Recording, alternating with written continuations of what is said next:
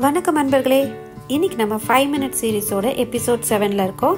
இன்னைக்கு நம்ம பண்ண போகிறது சுரக்காய் அல்வா.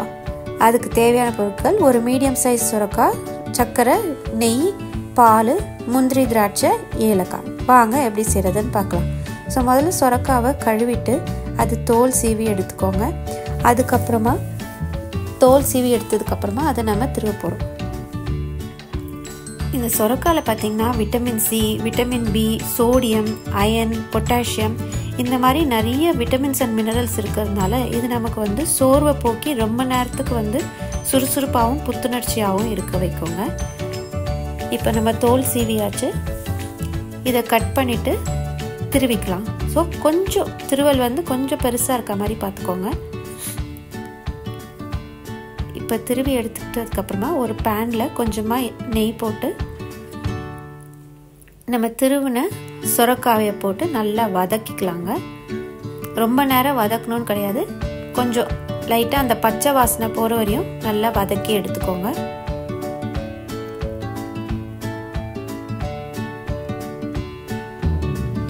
தீ ரொம்ப பெருசாக வைக்க வேண்டாம், மீடியம் ஃப்ளேம்லேயே வச்சு நல்லா வதக்கிக்கோங்க.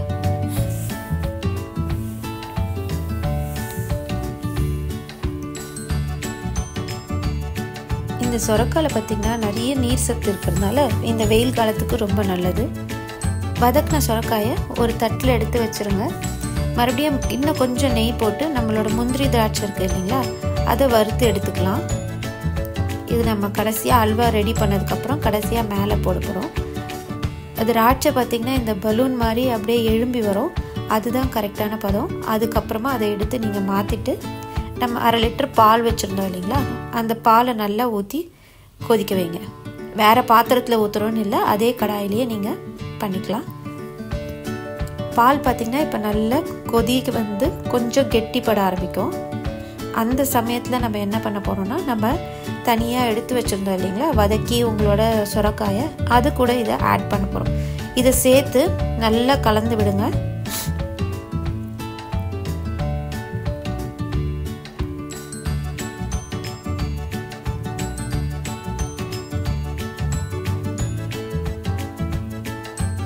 இந்த சுரக்காய் பார்த்திங்கன்னா இந்த பாலில் தான் வேக போகுது.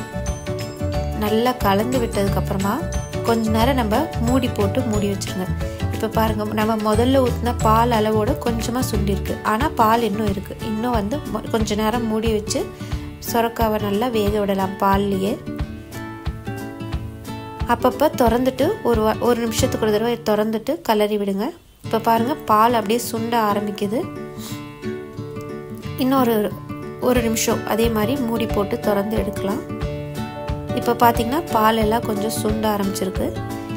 இந்த ஸ்டேஜ் நம்ம சர்க்கரை போடுறதுக்கு கரெக்டாக இருக்கும். ஸோ நம்ம 1 கப் சர்க்கரை எடுத்து வச்சுருந்தோம் இல்லைங்களா, அந்த சர்க்கரையை இதில் ஆட் பண்ணோம். நல்லா கலரிக்கோங்க.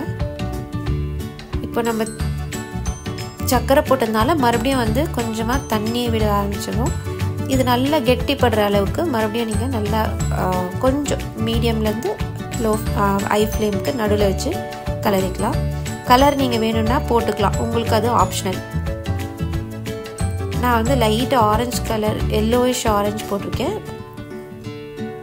நீங்கள் கலர் வேண்டான்னா வெறுமனேவும் விட்டுடலாம். இப்போ பாருங்கள், இப்போ நல்லா கொப்பளமாக கொதிக்க ஆரம்பிச்சிருச்சு. இப்போ சர்க்கரை போட்டு அதுவும் நல்லா திக்காயிடுச்சு பாருங்கள். இந்த சமயத்தில் ஏலக்காய் பொடி கொஞ்சம், முந்திரி திராட்சை வறுத்து வச்சுருந்தோம் இல்லைங்களா, அதுவும் போட்டு கலரிடலாம்.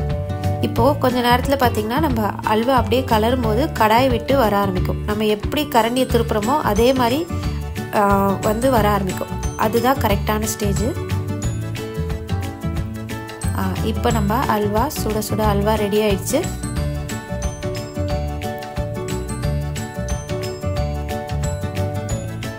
சுரக்காய் பிடிக்காதுன்ற பசங்களாகட்டும் யாருக்காக இருந்தாலும் இது கொடுத்தீங்கன்னா இன்னும் ஒரு 2 கப்பு வேணும்னு சொல்லி கேட்பாங்க.